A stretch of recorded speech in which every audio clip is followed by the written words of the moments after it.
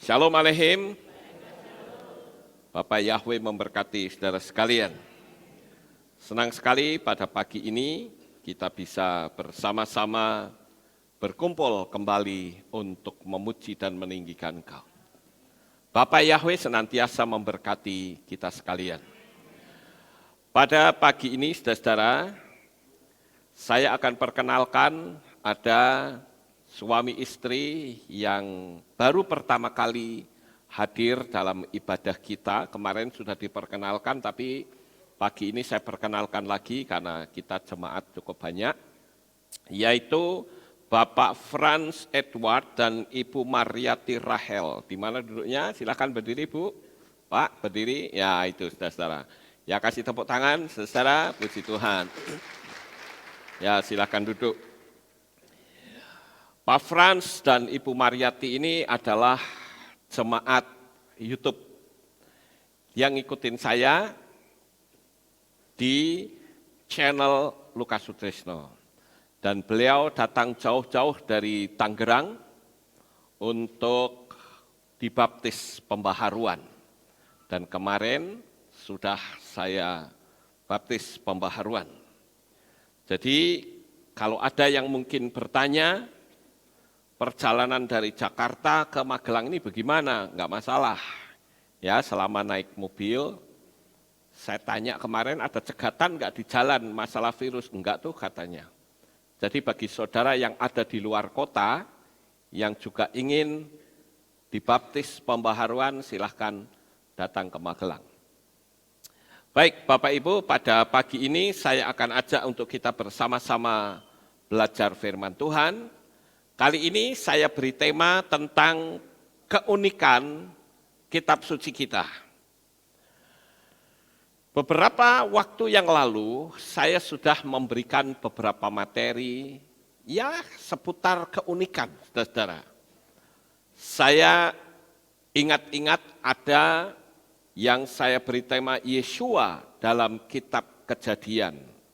Itu kata Bereshit saja, itu sudah menceritakan tentang kematian Yeshua. Kemudian keunikan di seputar silsilah Yeshua itu juga ada. Dan pada pagi ini saya akan ajak terlebih dahulu saudara-saudara untuk membaca kitab suci kita, yaitu di dalam kitab 2 Timotius. Mari kita lihat terlebih dahulu, saudara-saudara, kitab 2 Timotius, pasal 3, ayat 16 sampai ayat 17, dikatakan demikian.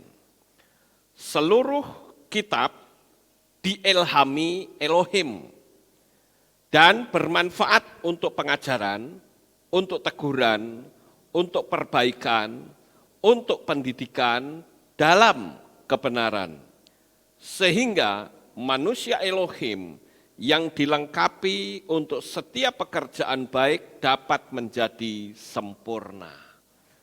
Jadi kitab suci kita ini itu bukan ditulis berdasarkan pikiran manusia. Ini masih ada di sini, itu tempat duduk masih ada 3 barangkali sana ya. Daripada di luar. Ada yang di luar enggak? Itu di situ masih ada tuh. Ya ambil kursi boleh dah. Saya ulang sekali lagi Bapak Ibu bahwa kitab suci kita itu diilhami oleh Roh Elohim atau Roh Kudus. Jadi penulis-penulis kitab suci kita itu bukan menggunakan pikiran. Sehingga apa yang ada di dalam kitab suci kita itu bisa dipertanggungjawabkan. Dan saya katakan bahwa kitab suci kita ini unik Bapak Ibu. Dan pagi ini saya akan tunjukkan beberapa keunikan-keunikan di seputar kitab suci kita. Kita akan lihat yang pertama. Nah, Keunikan kitab suci kita ini jelas tidak mungkin dibuat oleh pemikiran otak manusia. Enggak mungkin, saudara-saudara. Tetapi merupakan ilham dari Roh Kudus. Kalau saudara merenungkan, maka kitab kita ini, kalimat pertama itu ditulis dengan kata Bereshit atau pada mulanya. Jadi menjadi sebuah kisah kehidupan manusia yang ada di atas muka bumi. Kalimat awal ditulis pada mulanya. Kalimat terakhir ditutup dengan kata amin. Itu unik sekali Bapak Ibu. Jadi tidak serta-merta main tulis begitu selesai sudah, ya sudah begitu tinggal gitu aja. Tapi di akhir kalimat ditulis dengan kata amin.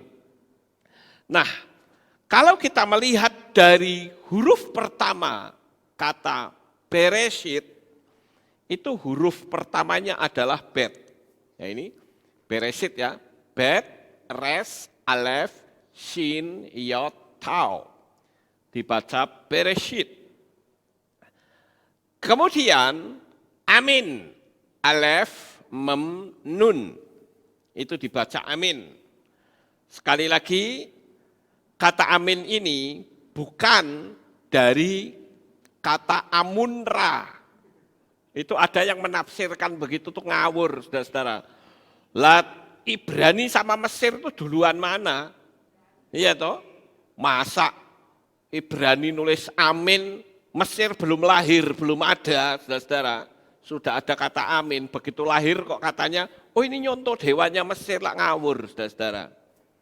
Ya, saya tidak akan bercerita tentang kata amin, karena sudah ada materi, judulnya adalah Shalom dan Amin.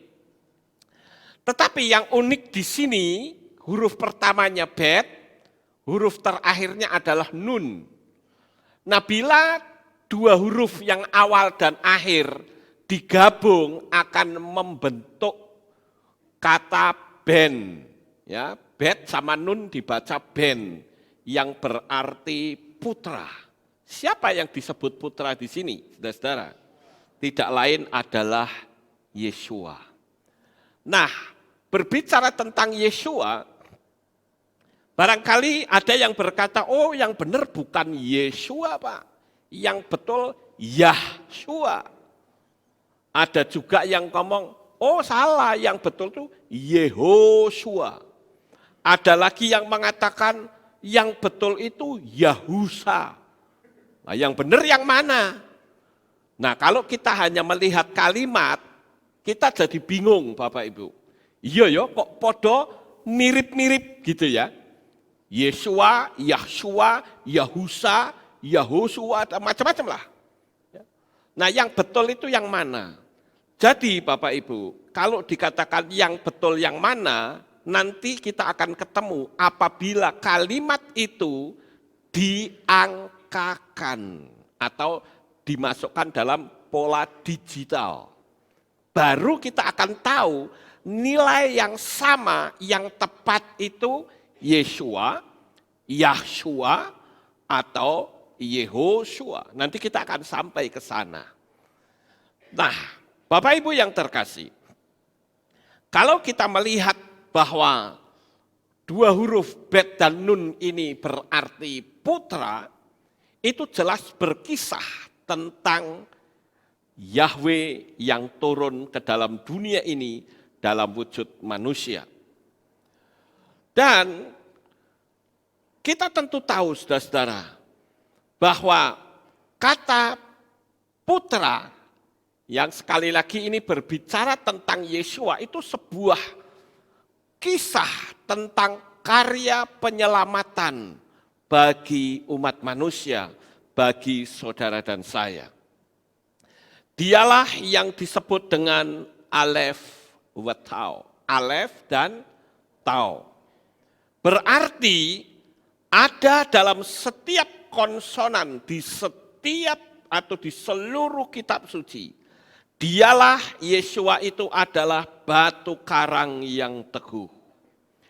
Bapak Ibu yang terkasih, kalau kita melihat kata Alef Bet Nun, ya ini ya, Alef Bet Nun, ini dibaca Eben. Eben itu batu karang. Kita mungkin pernah dengar kata Ebenezer, ya. Nah ini artinya batu karang. Yang berarti Bapa dan Putra. Kata Eben ini apabila menggabungkan dua kata, yaitu Alef dan Bet, ya ini bacanya Ab, ya ini artinya Bapa dan Putra atau Ben. Jadi saudara bisa mengambil kata Eben yang terdiri dari Bapa dan Putra. Ingat saudara, Goliat itu dikalahkan dengan apa? Batu. Nah batu itu menjadi simbol dari Yesua HaMasiah. Nah ini ya. David mengalahkan Goliat dengan menggunakan Eben, batu. Ini menjadi sebuah gambaran rohani kita, Bapak Ibu. Saya katakan sebesar apapun tantangan saudara saat ini, jangan pernah takut. Selama kita yakin bahwa Sang Putra, yaitu Yesua HaMasiah, bersama-sama dengan kita, sekali-kali kita tidak akan dipermalukan. Saya akan bacakan dua ayat itu cukup menarik ya, di 1 Samuel pasal 17 ayat 40 sampai 45. Begini, lalu ia membawa tongkatnya di tangannya dan memilih baginya 5 batu yang licin dari aliran sungai. Loh, saudara pernah enggak merenung, kenapa harus 5? Kenapa tidak 10 saja? Atau 1 barangkali, karena Daud ini jago main pelintengan, saudara. Ya, main umban. Kenapa harus 5? Itu juga memiliki arti. Kenapa saya mengajarkan konsep 55 kali 5. 55 times 5 teknik manifestation. Itu saya sudah ajarkan, tadi saya tidak mengajarkan. Jadi semua memiliki hubungan, ada koneksi satu dengan yang lain. Saya lanjut, memilih baginya 5 batu yang licin dari aliran sungai. Dan dia menaruhnya di dalam kantong gembala yang dia miliki. Bahkan di dalam sakunya dan umban di tangannya. Kemudian dia maju mendekat kepada orang Filistin itu. Dan orang Filistin itu bangkit, datang dan mendekat kepada Daud. Dan orang yang membawa perisai berjalan di depannya. Lalu orang Filistin itu memandang dan dia melihat Daud dan menghinanya. Karena dia masih muda, bahkan kemerah-merahan dengan wajah tampan. Dan orang Filistin itu berkata kepada Daud, apakah aku ini anjing, sehingga engkau telah mendatangi aku dengan tongkat? Lalu orang Filistin itu melecehkan Daud demi ilah-ilahnya. Dan orang Filistin itu berkata kepada Daud, datanglah kepadaku. Dan aku akan memberikan dagingmu kepada burung-burung di udara, serta binatang-binatang buas di padang. Dan Daud berkata kepada orang Filistin itu, engkau mendatangiku dengan pedang dan dengan tombak dan lembing. Namun aku datang kepadamu dalam nama Yahweh Sebaot, Elohim barisan Israel yang telah engkau cemooh. Kita tentu sudah tahu kisah berikutnya Bapak Ibu. Bagaimana dengan heroiknya? Daud ini merobohkan Goliat yang pada waktu itu Banyak orang saat ditantang, dia tidak berani. Jadi tiap-tiap hari bangsa Israel itu hanya baris bubar, baris bubar. Ya untuk apa kalau seperti itu, saudara-saudara? Tetapi Daud enggak pakai banyak omong. Begitu dia tantang, dia hadapi. Kisah ini pun saya pernah menceritakannya. Tetapi ada hal yang cukup menarik di sini adalah menjadi sebuah gambaran. Seperti yang tadi saya katakan bahwa Yeshua itu adalah batu penjuru. Dia adalah batu karang yang teguh, yang mampu menghancurkan dan menghalau sebesar apapun tantangan dan masalah hidup saudara. Barangkali banyak di antara kita yang saat ini dihina, dicaci maki, bahkan diolok-olok oleh masalah kita. Kadangkala masalah itu seolah-olah nantang kita dan berkata, ayo tunjukkan kekuatan Tuhanmu, ada di mana, ayo. Kita hanya bisa diem kayak tikus kejebur got, saudara-saudara. Enggak bisa apa-apa. Tapi lihat Daud, dia menggunakan batu, 5 batu. Saya pernah menyampaikan tentang materi 55 dari pola pandang Ibrani. 5 itu bicara tentang Torah Moshe. Torah itu terdiri dari 5 kitab. Dan kita tentu lihat, di dalam kehidupan kita juga ada yang dikenal dengan panca indera, itu juga 5. Jadi di sini Bapak Ibu, hal yang cukup menarik yang saya katakan bahwa apabila kita mengandalkan Bapa Yahweh di dalam Yeshua HaMashiach, sekali-kali kita tidak akan dipermalukan. Saya akan bacakan ayatnya di dalam kitab 1 Kefa atau 1 Petrus pasal 2 ayat yang ke-6 yang tertulis di sini. Dikatakan demikian. Karena hal itu pun tercantum di dalam kitab suci. Lihatlah, aku meletakkan di Sion batu penjuru utama yang terpilih, yang berharga.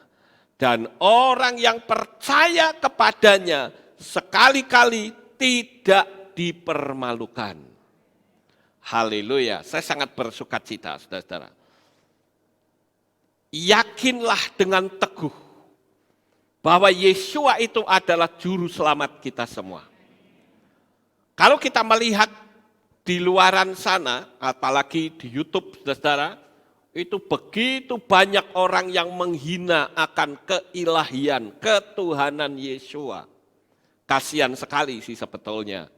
Ya, dengan berbagai dalih, dengan berbagai argumentasi, dia hanya selalu berkata dengan intinya adalah Yeshua itu manusia biasa. Nah kalau manusia biasa kok bisa mati dan bangkit kembali? Kalau manusia biasa mati ya sudah selesai. Tetapi dia bisa bangkit kembali. Artinya kematian tidak berkuasa atas dirinya. Begitu juga di dalam kehidupan kita. Memang kita mati nantinya. Tetapi kita akan bangkit kembali dan menuju ke Shamayim. Jadi hari ini Bapak Ibu, sebesar apapun tantangan yang saudara hadapi. Karena selama ini saya banyak mendapatkan WA dari beberapa orang. Ada yang baru pertama kali bergabung di YouTube saya, ada yang sudah cukup lama, dan mereka masih mentolerir dengan pola lama. Sehingga mereka katakan, kenapa ya Pak? Katanya Tuhan itu tidak pernah mempermalukan. Kok ada orang yang begini-begini? Saya bilang mereka panggil Yahweh enggak? Tidak, ya sudah. Saya kan mengatakan siapapun yang memanggil nama Bapa Yahweh di dalam Yeshua HaMashiach, dia sekali-kali tidak akan dipermalukan. Setiap tantangan sebesar apapun, apalagi sekarang, banyak orang yang ketakutan. Ada yang mengatakan bahwa pekerjaannya hilang dan sebagainya. Saya akui, kasus virus setan ini, kurang ajar ya menurut saya ini, virus ini sudah bikin banyak bisnis yang rontok, saudara-saudara. Tetapi sekali lagi saya katakan, andalkanlah Bapa Yahweh, sekali-kali engkau tidak akan dipermalukan. Saya tetap memiliki satu prinsip.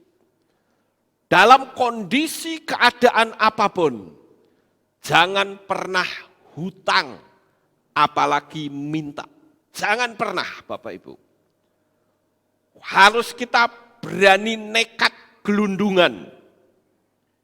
Saya tetap meyakini firman Tuhan, bahwa Dia sekali-kali tidak akan mempermalukan kita. Apalagi orang kalau utang, nggak diutangi, kelanjutannya apa?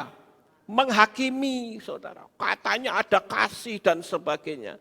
Ya Anda andalannya ke manusia sih. Ada apa-apa sedikit, mikirnya cari utangan, kemana? Ya kalau nanti bisa bayar, kalau tidak.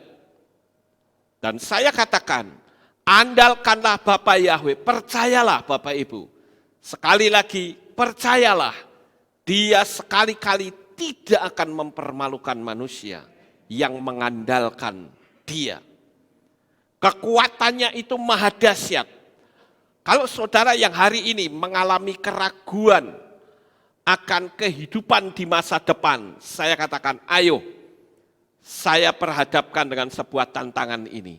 Andalkanlah Tuhan dan hidupmu akan aman, tentram, damai, sejahtera. Saudara tidak dikejar-kejar rentenir, tidak dimaki-maki, tidak dihujat, karena kita mengandalkan Tuhan. Kalau sampai kita mengandalkan manusia, cari utangan sana-sini, apalagi minta sana-sini, tidak bisa mencerminkan kasih dari Bapa Yahweh. Apalagi kalau minta nggak dikasih, wah marah, putus hubungan, itu kan tidak baik Bapak Ibu.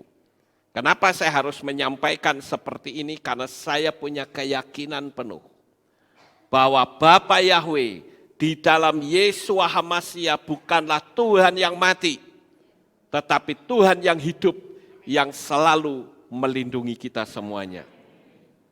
Kita lanjut Bapak Ibu. Yesua, kembali kita berbicara tentang Yesua. Yesua itu adalah kebenaran. Kebenaran itu di dalam bahasa Ibrani ditulis dengan kata emet. Alef mem tau. Kehidupan Yesua terbagi menjadi dua ya. Di tengah-tengahnya ini antara alef dan tau itu ada kata mem. Mem ini artinya air. Ya, jadi kita tentu tahu saudara-saudara bahwa mayim itu artinya air. Alef ini artinya ilahi atau surgawi atau bersifat ketuhanan. Mem itu mayim artinya air. Sementara tau itu sempurna. Jadi Yesua adalah air surgawi yang sempurna. Amin Bapak Ibu. Kita lihat yang berikutnya. Masih kita ikuti huruf-huruf yang unik Bapak Ibu.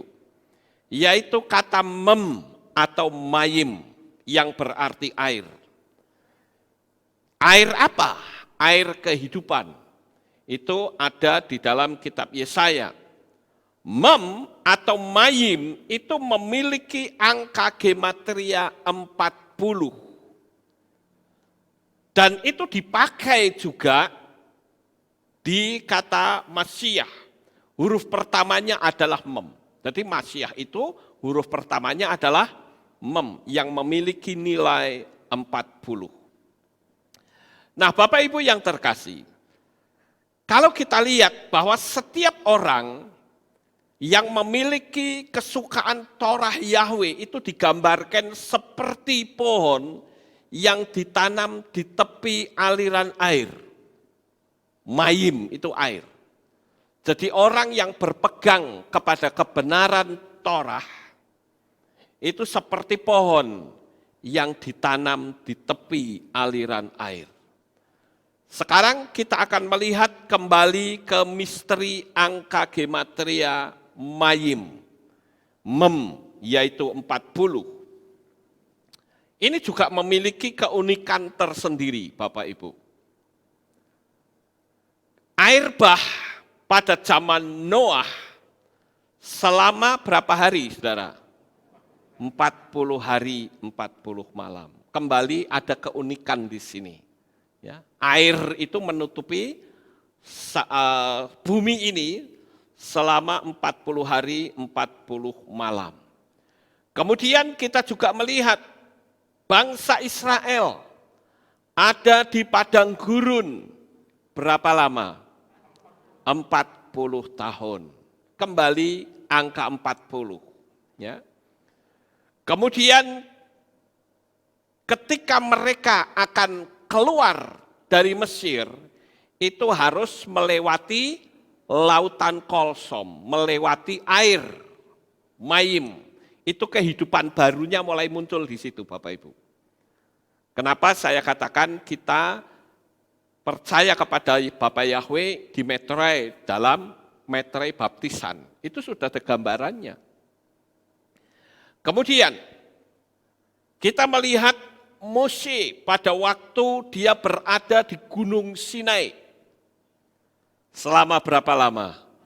40 hari, 40 malam. Kenapa kok enggak 39 aja ya? Kenapa kok tidak 30 saja? Selalu ada angka-angka. Ini ibarat seperti angka keramat begitu ya. 40. Orang berpuasa 40 hari, 40 malam. Sekalipun saya tidak merekomendasikan kepada saudara karena ini cukup berat Bapak Ibu. Saya merekomendasikan kalau saudara mau puasa paling lama 1 minggu, itu silahkan. Saya juga pernah berpuasa selama 1 minggu, tidak makan, tidak minum. Kemudian kita melihat bahwa ada masa 40 hari untuk selikhot atau saling memaafkan sebelum perayaan Yom Kippur. Jadi ini secara sekilas saya sampaikan agar saudara bisa memahami. Tentu kalau ini kita bahas satu-satu akan lama. Kemudian ada lagi masa untuk mengintai. Ya, ada 40 hari mengintai di tanah Kanaan. Ini cerita tentang Yosua ya Bapak Ibu. Bagaimana Yosua bersama dengan teman-temannya masuk ke Kanaan disuruh oleh siapa? Mose. Mose bilang, kamu masuk mengintai Kanaan ya. Nah dia mengintai selama 40 hari Bapak Ibu.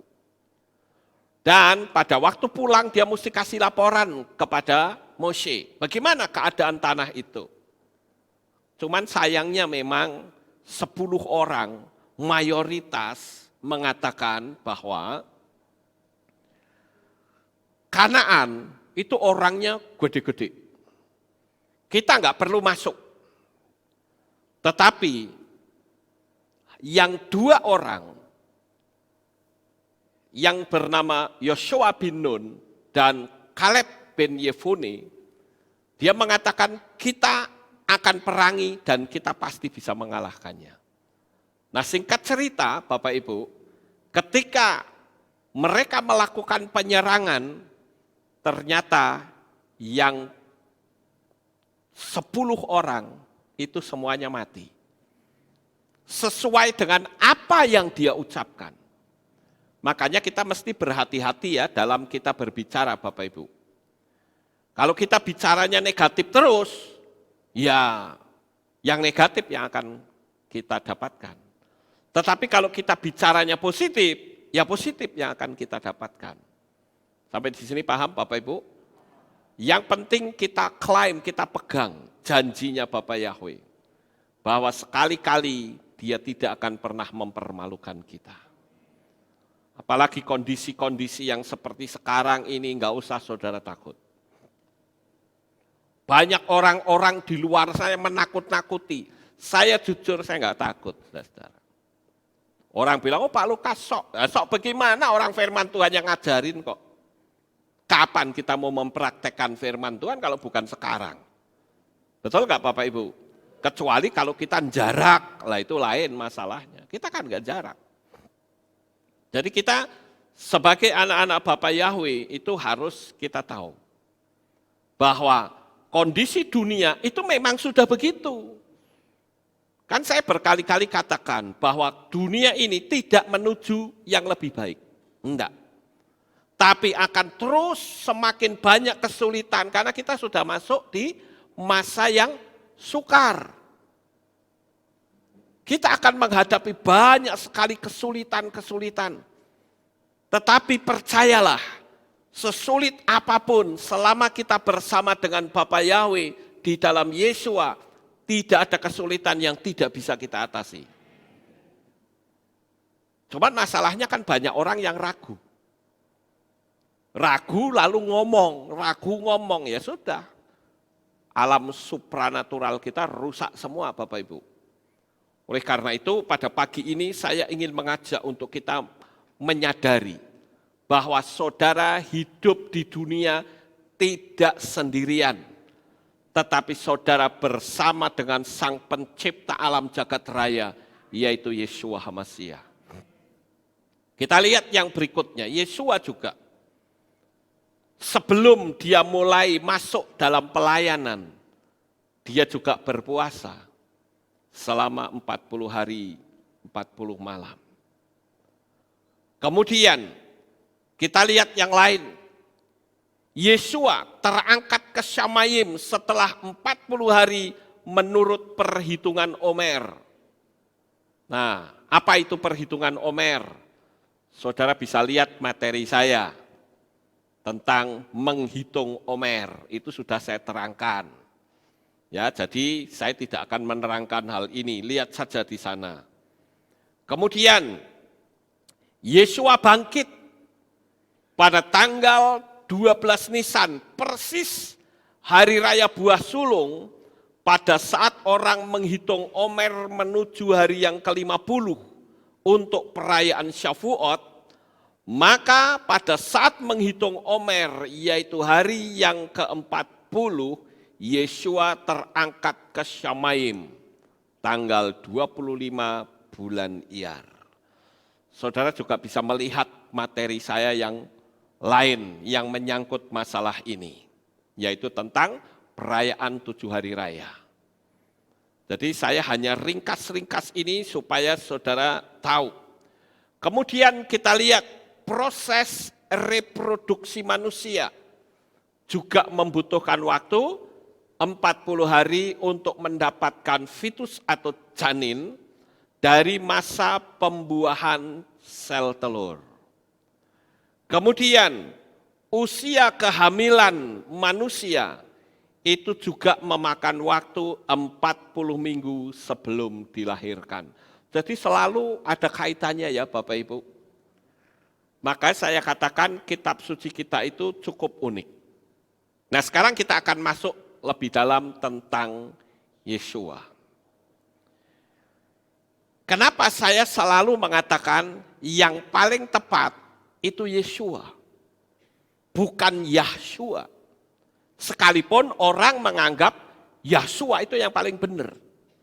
Tapi saya katakan, kalau diangkakan, baru kita akan tahu yang paling tepat adalah Yeshua. Sekalipun orang mengatakan Yahshua, itu semua diyahkan semua. Sampai Immanuel juga jadi Immanuyah. Itu parah banget Bapak Ibu. Maka saya hanya berpikir ya mestinya orang-orang ini perlu belajar tata bahasa Ibrani, baru dia ngerti. Kalau enggak ya sak penak-penake main comot sana comot sini, keluar dari pola tata bahasa. Ada yang mengatakan begini, bukankah YHWH itu bisa berarti Yahweh, Yahweh, Yuhwuh katanya. Ya karena mulut Anda bukan mulut Israel. Iya toh? Sama seperti kalau saya berkata KPDYTH. Saudara orang Indonesia ngerti nggak artinya apa? Apa? Kepada yang terhormat. Nah coba saudara ngomong sama orang Amerika. KPDYTH. Mereka pasti akan bertanya begini, what is the meaning of KPDY2H? I don't know. Iya toh? Pasti akan begitu karena mereka tidak terbiasa. Paham nggak Bapak Ibu? Sama seperti orang bilang, oh, YHWH itu bisa berarti Yuhwuh, Yahweh katanya. Sak penak-penake ngomong. Ada lagi yang benar, yang betul tuh Yehwah katanya. Lah nek Yehwah kok ngomongnya haleluya? Harusnya kan haleluya. Iya toh? Tapi faktanya kan haleluya. Berarti Yahweh. Bukan Yehwah, Saudara. Makanya saya katakan, ayo kita angkakan, kita digitalkan. Kita kembali ke Yeshua. Nah, Saudara lihat ini ya, ini. Yeshua itu kepalanya ada 7, Bapak Ibu. Bukan angka gematria ya, tetapi kepalanya 7. Ini. Sama seperti menorah. Kaki Dian menorah ini kan kepalanya 7. Ya. Yod, Shin, Wo, Ayin. Itu kepalanya 7. Nah, sekarang kita mau hitung angka gematrianya. Angka gematria dari Yeshua itu adalah 386. Nah ini uniknya di sini, saudara-saudara. 386. Nah, angka 386 itu juga huruf Sem Elohe. Sem Elohe itu artinya nama Tuhan, Bapak Ibu. Jadi yang benar Yeshua atau Yahshua?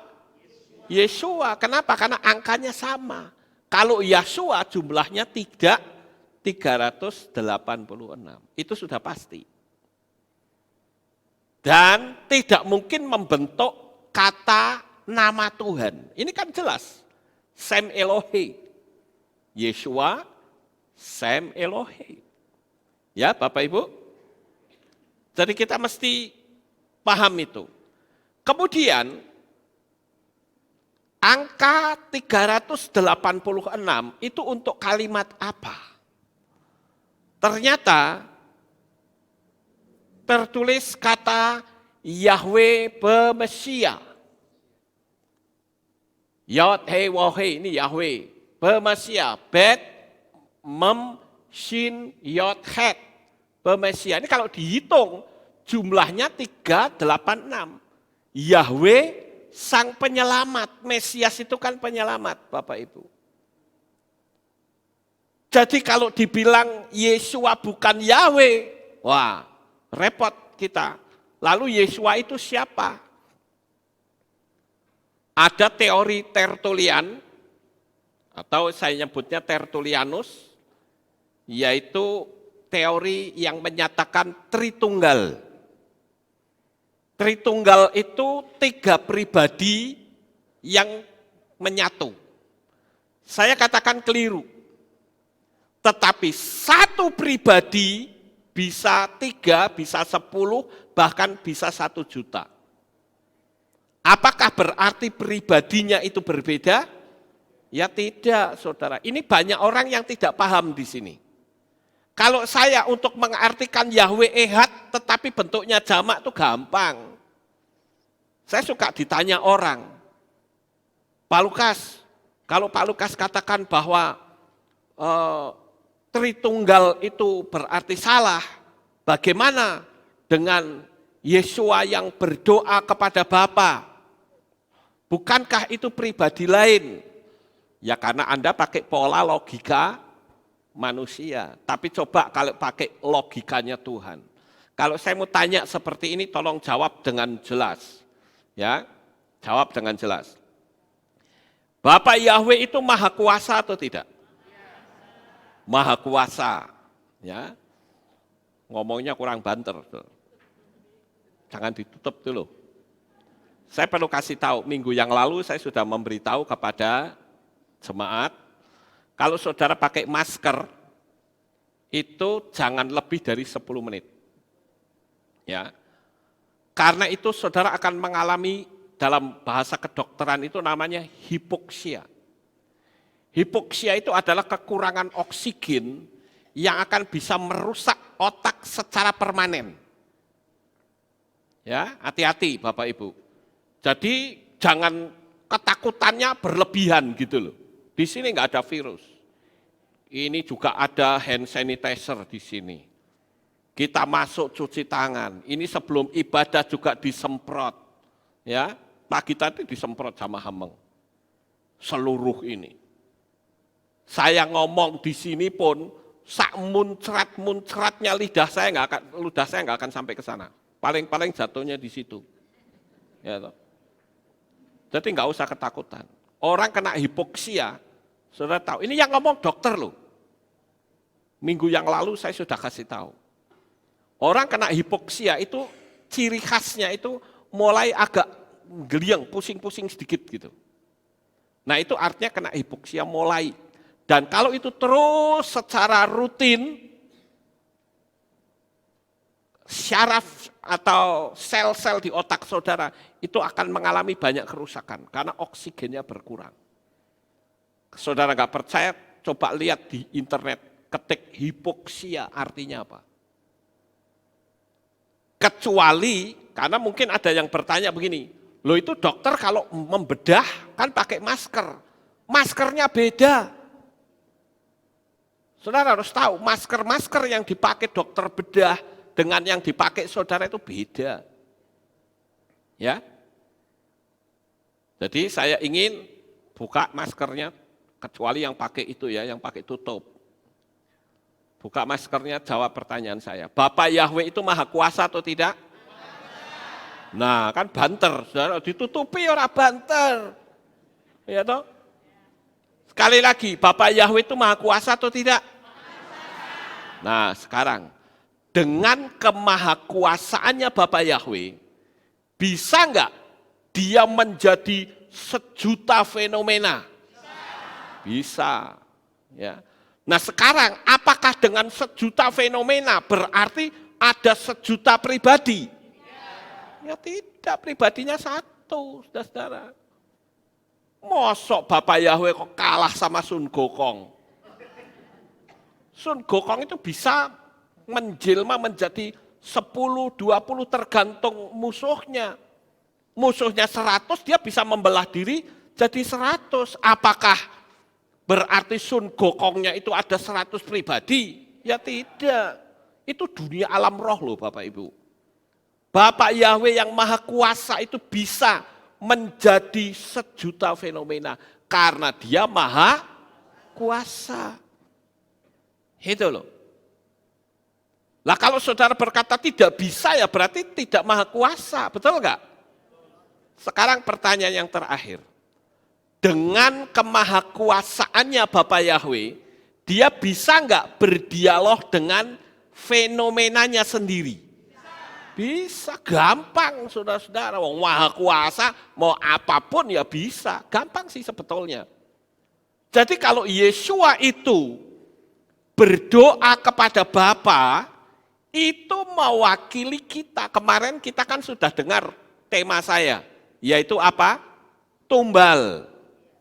Yesua itu jadi tumbalnya kita, saudara-saudara. Seharusnya kita masuk neraka, dia yang jadi tumbalnya. Dia mati dan masuk ke perut bumi.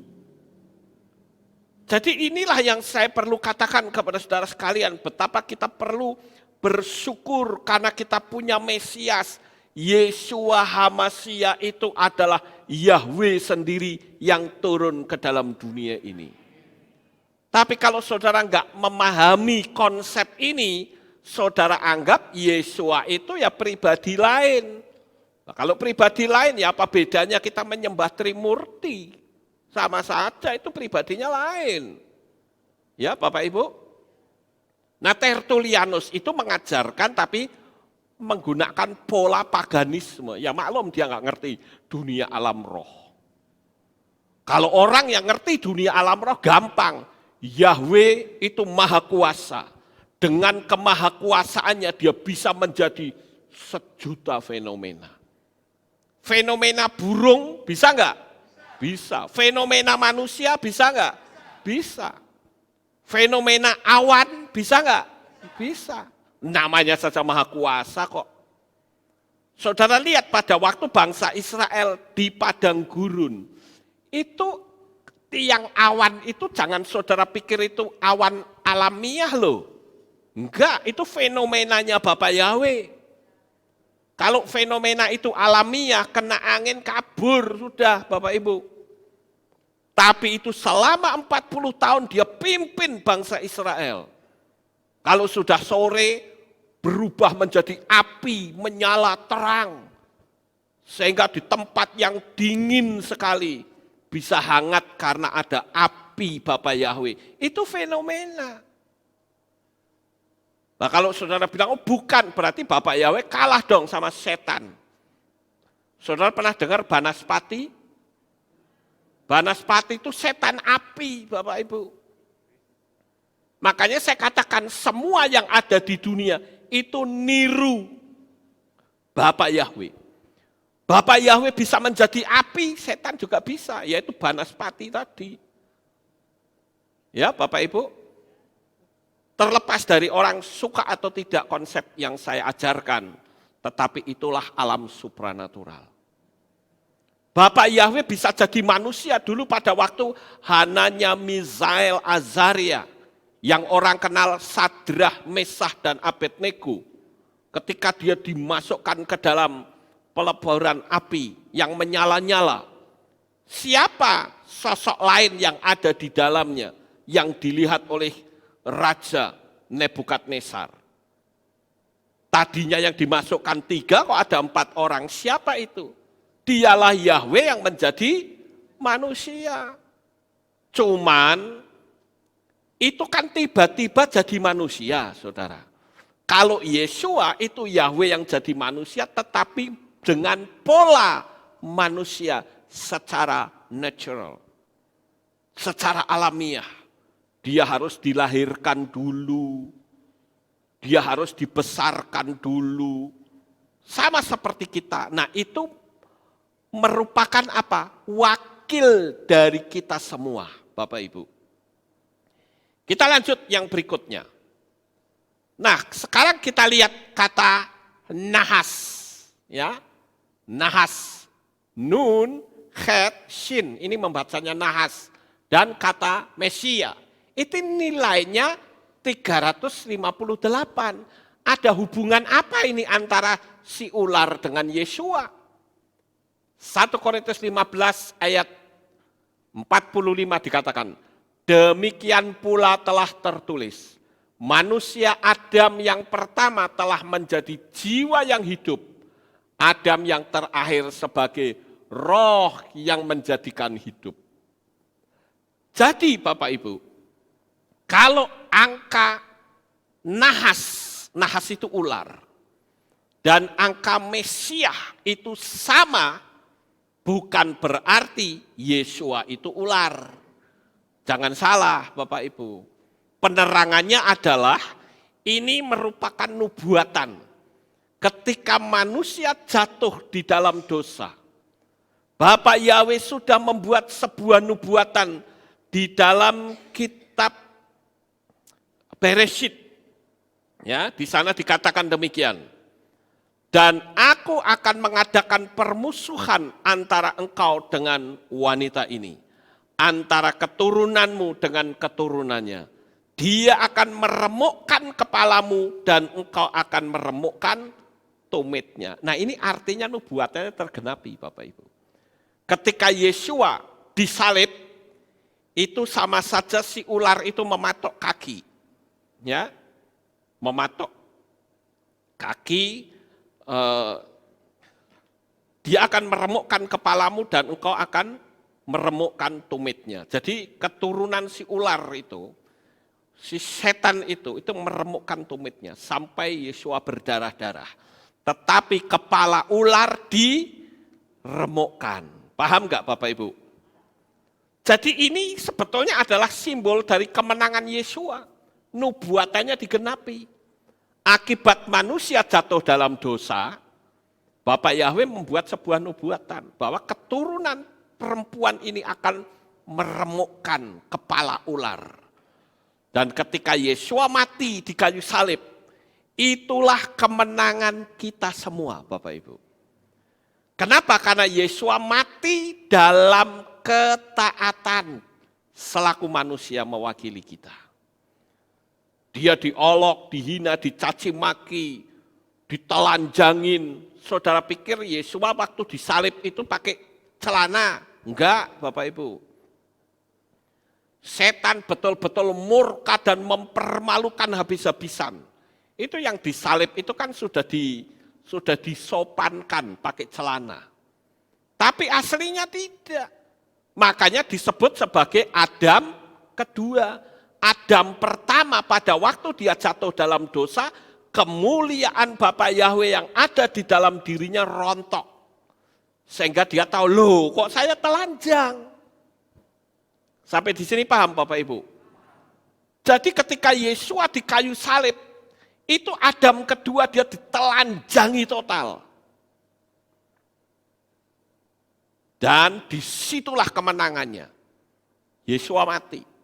Tapi hari ketiga dia bangkit kembali. Setan kan berusaha mempermalukan habis-habisan Bapak Ibu. Kalau masih dikasih celana itu masih sopan. Setan enggak begitu, setan telanjangin total. Jadi tergenapilah seperti Adam yang pertama ketika tubuh kemuliaan, pakaian kemuliaan yang dia miliki itu rontok akibat dosa. Dia baru tahu, oh saya telanjang. Makanya dia bikin celana sendiri pakai daun pohon apa? Pohon ara. Itu bukti bahwa Adam itu total telanjang. Kita pun sebetulnya kalau dipikir ya telanjang loh saudara. Tetapi ditutup oleh pakaian. Kalau pakaiannya rontok ya telanjang. Sama seperti Adam. Pakaian kemuliaannya itu seperti apa? Kalau saudara lihat materi saya, yang saya lihat dari pola Ibrani, itu ada yang judulnya Misteri Konflik di Taman Eden. Itu saya ceritakan di situ. Ular yang dimaksud itu bukan ular yang panjang begitu. Ularnya itu bentuknya manusia, saudara-saudara. Yang ular panjang itu kan karena sudah dikutuk. Sebelumnya ya tidak. Dengan perutmu kamu akan menjalar dan mencari makan dari debu tanah. Itu dikutuk. Sebelumnya dia tidak begitu. Dia juga punya pakaian kemuliaan juga. Saudara lihat sendiri materi saya. Temanya adalah misteri konflik di Taman Eden. Nah, Bapak Ibu yang terkasih. Jadi di sini kita sudah melihat bagaimana ada kolerasinya antara nahas si ular itu dan Sang Mesias. Kemudian kita lihat lagi angka 358. 358 itu adalah angka gematria dari kata Hoshen. Het, Shin, Nun. Ini ya, Het, Shin, Nun. Hoshen itu artinya breastplate. Breastplate itu baju zirah Bapak Ibu. Baju zirah. Seperti imam besar itu selalu pakai, ini kan ada patung nih di sini nih. Ya, ini kan ada baju zirah, ini sebagai prototipe. Ada orang yang alergi, yang sempat ngomong sama saya begini, Pak Lukas itu di gerejanya, Pak Lukas kok ada patung sih? Bukankah patung itu tidak boleh Ada. Saya bilang ayatnya jangan dibaca berhenti di situ, dilanjut. Kita tidak boleh bikin patung kalau disembah. Saudara pernah lihat nggak saya nyembah patung ini? Ya tidak, Bapak Ibu. Ya. Itu tuh hanya untuk prototype, untuk sebuah gambaran bahwa imam besar itu modelnya kayak gini. Cuman ini nggak ada rambutnya, ini gundul ini. Yang asli kan ada rambutnya. Jadi ini imam besar pakainya ini, breastplate namanya. Kenapa saya taruh di sini dan saya anggap nggak masalah? Karena ketika saya ke Israel, saya masuk ke Yeshiva. Di sana juga ada patung imam besar. Ada yang disebut dengan kohen biasa, imam biasa yang pakai putih, ada yang kohen gadol. Nah itu yang ada seperti ini. Ya. Cuman sayangnya kan nggak boleh difoto. Jadi bagi saya, kita kalau membaca kitab suci mesti jangan dipotong. Dilanjut, itu arahnya kemana. Contoh misalnya, di rumah saudara, misalnya ada patung orang mancing, boleh nggak? Boleh, orang mancing kok. Patung kuda, boleh nggak? Boleh. Sekalipun demikian Bapak Ibu, saya tetap membatasi. Patung-patung yang saudara miliki seperti orang mancing, patung kuda, atau mungkin orang yang duduk, nggak masalah. Asal jangan tokoh agama. Saya tetap batasi. Jadi yang penting sekalipun itu patung kuda, tapi kalau disembah juga ya salah. Dulu bangsa Israel ketika ada di padang pasir, Bapak Ibu, itu sering dipatok sama ular yang dikenal dengan ular tedung. Lalu apa yang dilakukan? Moshe bikin ular tembaga yang digantung, ya toh? Yang dikenal dengan nama Nehustan. Nehustan itu adalah ular tembaga yang digantung. Dan Moshe bilang, siapa yang dipatok ular, melihat patung tembaga itu, patung ular tembaga, orang itu pasti sembuh. Nah jadi itu ada banyak kaitannya, saudara. Nah kembali lagi ke masalah ini, breastplate. Breastplate ini hanya dilakukan oleh imam besar sebagai juru syafaat atau intercession yang menghubungkan antara manusia dengan Sang Pencipta. Jadi ceritanya begini Bapak Ibu, zaman dulu kalau ada orang yang berbuat dosa itu harus bayar dengan menggunakan domba atau sapi atau burung tekukur macam-macam ya. Itu harus mempersembahkan. Nah, yang mendoakannya itu adalah imam besar atau kohen gadol. Dan itu dilakukan khususnya pada perayaan hari raya Yom Kippur. Itu hari grafirat, persembahan. Di mana bangsa Israel nanti akan masuk ke ruang Maha Kudus. Bukan bangsa Israel, tapi imam besarnya akan masuk ke ruang Maha Kudus dan di situ dia akan berdoa, Bapak Ibu. Dan di situ juga imam besar akan melepaskan domba. Yang satu yang disebut Azazel, yang nanti akan dilepaskan di padang gurun yang sebelumnya diikat dengan tali kermisi. Ketika dombanya itu mati, nanti tali kermisinya berubah menjadi putih. Itulah sebabnya ada ayat yang mengatakan sekalipun dosamu merah seperti kermisi akan menjadi putih seperti salju. Itu inspirasinya dari situ Bapak Ibu. Jadi zaman dulu orang dosanya bisa diampuni harus menggunakan imam besar yang dikenal dengan kohen gadol. Tetapi sejak Yesua datang ke dunia ini, tidak lagi dibutuhkan kohen gadol. Karena yang jadi Kohen Gadolnya itu Yesua sendiri, Bapak Ibu. Sampai di sini paham nggak? Saya mau tanya, saudara masih bisa ikutin saya? Jadi ini gambaran juru syafaat antara manusia dengan Yesua, dengan Sang Pencipta, itu sudah diwakili oleh Yesua. Dombanya pun itu Yesua, saudara-saudara. Di dalam kitab Ifrim atau Ibrani pasal 8 ayat yang pertama, di sana dikatakan demikian. Dan kesimpulan atas hal-hal yang telah dibicarakan itu ialah, kita mempunyai seorang imam besar yang sedemikian itu, yang duduk di sebelah kanan tahta yang maha agung di Syamaim. Jadi Yesua itu adalah imam besarnya, Bapak Ibu.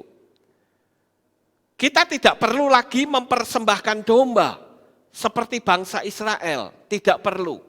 Karena sudah diwakili oleh tubuh dan darahnya Yesua sendiri. Hebat bukan Bapak Ibu? Sekarang pertanyaannya, bagaimana dengan bangsa Israel? Apakah dia mempersembahkan domba? Tentu tidak. Kalau toh mereka mempersembahkan domba, seperti pola dalam perjanjian lama, persembahannya itu tidak sah. Kenapa kok tidak sah? Karena tidak ada tabut perjanjiannya. Tidak ada bait sucinya. Jadi mau tidak mau, suka tidak suka, mereka sudah tidak dapat lagi mempersembahkan persembahan domba, kecuali mereka mempersembahkan domba yang maha kudus, dialah Yesua HaMasyiah sendiri. Kira-kira sampai di sini paham Bapak Ibu? Jadi kita ini betul-betul sudah memiliki kepastian keselamatan di Syamaim. Gak perlu bingung, gak perlu ketakutan. Syarat kita cuma satu kok. Pertahankan iman saudara sampai pada titik nafas yang penghabisan. Selesai. Ya Bapak Ibu, kita lihat yang berikutnya. Angka 358. Yaitu kata Shameaki yang artinya rejoice. Itu orang yang bersukacita. Makanya kenapa kalau saudara ingin mendapatkan sesuatu menyangkut dunia alam supranatural, kita sudah punya pola, yaitu hukum law of attraction, hukum daya tarik menarik. Itu adalah hukum sistemiknya Bapak Yahweh sendiri. Saya tidak akan menerangkan hukum Loa, tetapi konsep dari hukum Loa adalah menjaga hati untuk selalu bersukacita. Kita di Kehilat ini juga bersukacita, bukan? Makanya firman Tuhan katakan apa? Bahwa Tuhan itu bertahta di atas pujian. Selalu berkaitan terus Bapak Ibu. Maka saya katakan kitab suci kita itu kitab suci yang unik. Kemudian kita lihat kata 358. Ya. Itu kata korbanu. Kata korbanu itu juga artinya offering, persembahan. Kalau di Indonesia kita kenalnya kata korban. Itu bahasa Ibrani atau korbanu, itu nilainya 358. Nah kita perlu berkorban Bapak Ibu.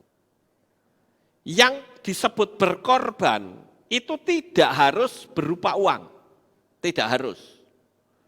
Saudara mau korban uang juga enggak masalah, tetapi tidak harus berupa uang. Tetapi kita bisa berkorban waktu. Saudara datang ke sini juga korban waktu bukan? Saudara harus keluar dari rumah, ibadah di sini jauh-jauh, saudara korban waktu. Bukan cuman korban waktu tapi korban tenaga. Iya toh? Saya lihat ada kelompok K3 yang membersihkan Kehilat. Itu korban tenaga. Ada lagi yang korban pikiran. Ya, memberi ide-ide yang bagus supaya pekerjaan Tuhan itu maju. Memberikan korban kemampuan, talenta atau skill. Nah ini kan ada ayat-ayatnya ini. Devarim pasal 6 ayat 5 atau kitab Ulangan.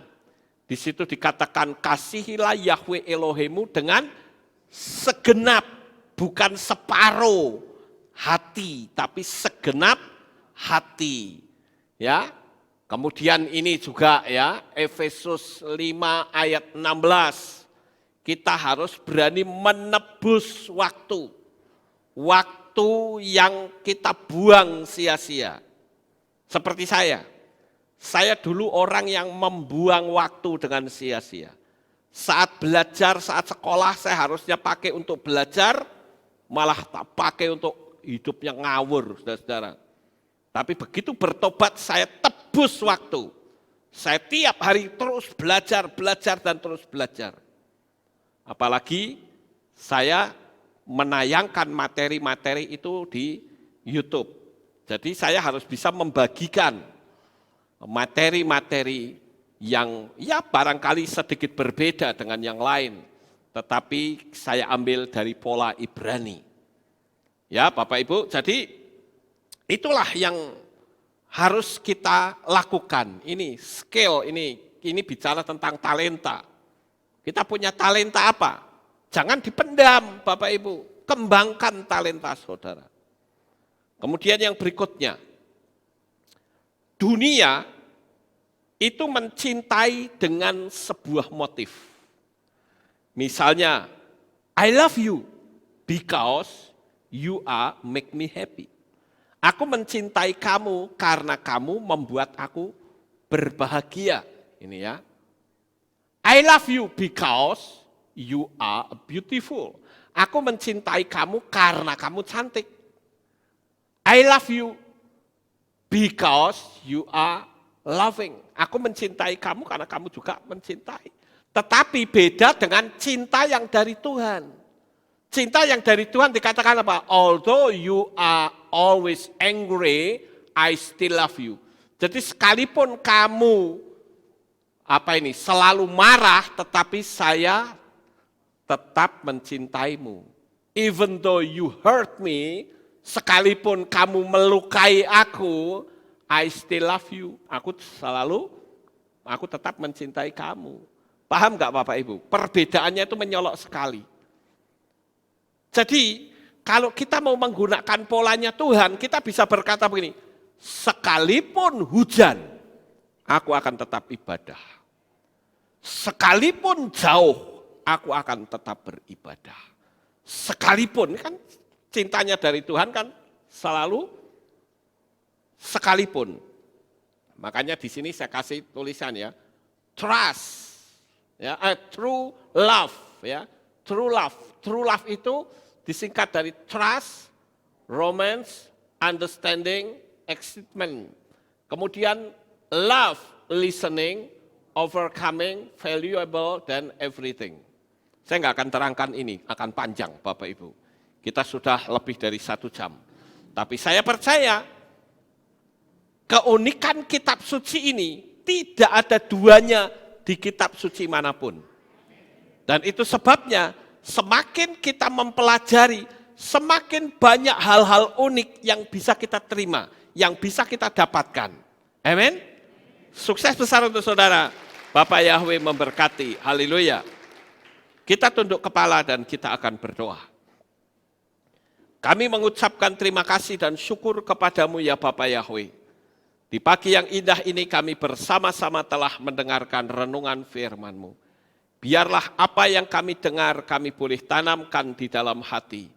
Bagaimana keunikan kitab suci yang kami miliki ini, itu saling berkaitan satu dengan yang lain. Dan kami percaya ini bukan dari pikiran manusia, tetapi dari ilham Roh Kudus. Terima kasih ya Bapa, meteraikan firman ini di dalam hati kami. Kami akan tetap mengandalkan Engkau, sekalipun kondisi dalam keadaan seperti apapun, karena Engkau tidak pernah mempermalukan kami. Di dalam nama Adonai Yeshua HaMashiach, kami sudah berdoa. Amin. Kita akan lihat, ada pengumuman enggak? Ada, kita lihat pengumuman ya. Shalom, kembali lagi dalam Aleph Tahu Breaking News. Berikut saya sampaikan pengumuman untuk minggu ini. Info Hari Raya.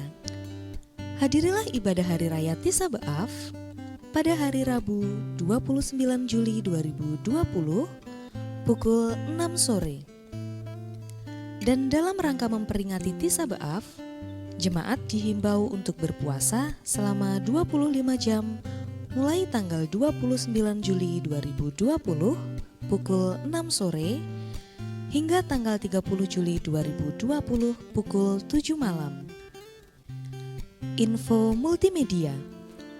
Bagi Bapak Ibu Saudara yang memiliki kerinduan untuk melayani di bidang multimedia, LCD, kameramen, editor, dan live streaming, bisa menghubungi Saudara Dio atau Saudara Jevi dengan nomor berikut.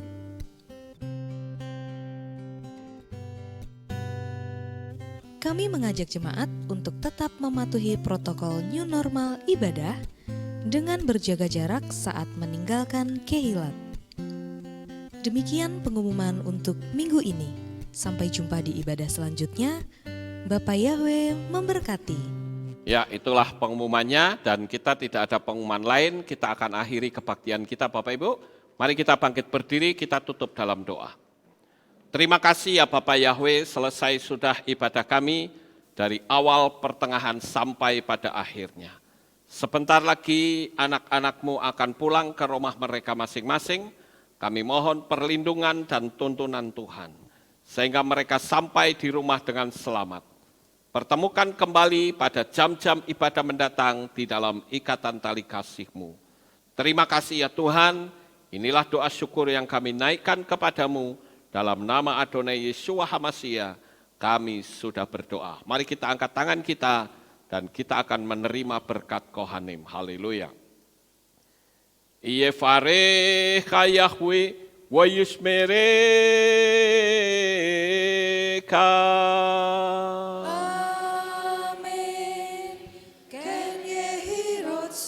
Yair Yahweh panau eleka, wihuneka.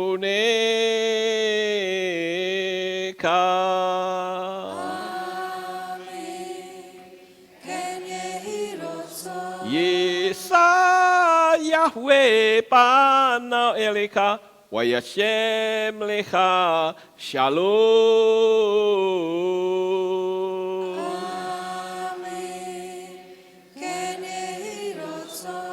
Baruk atapair ufaruk atabasadeh. Engkau akan diberkati di kota dan kau akan diberkati di ladang. Amin. Baruk peripit nih kau friat matka ufri fahem teka shekar ala peka wa esterotsonika. Diberkatilah buah kandunganmu, diberkati hasil bumimu, diberkati hasil ternakmu, anak-anak lembumu dan anak-anak dombamu. Amin. Baruk tan akha umisyarteka, diberkatilah bakulmu dan tempat adonanmu. Amin. Baruk ata momoy kau faruk ata betseteha, dan kau akan diberkati pada waktu kau masuk dan kau akan diberkati pada waktu kau keluar. Amin. Baruk ata Yahweh Eloheinu melek haolam, besem Yeshua HaMashiach wa ruach hakodes kile olam faet. Kami sudah berdoa dan mengucap syukur. Haleluya.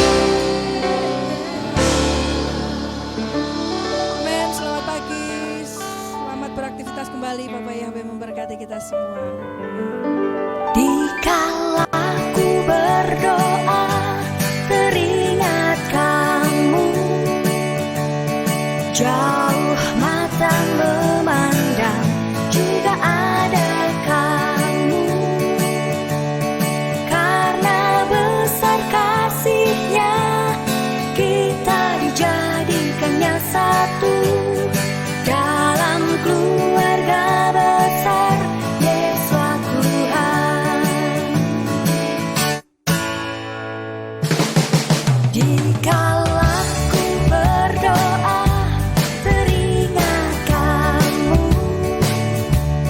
jauh mata memandang juga ada kamu.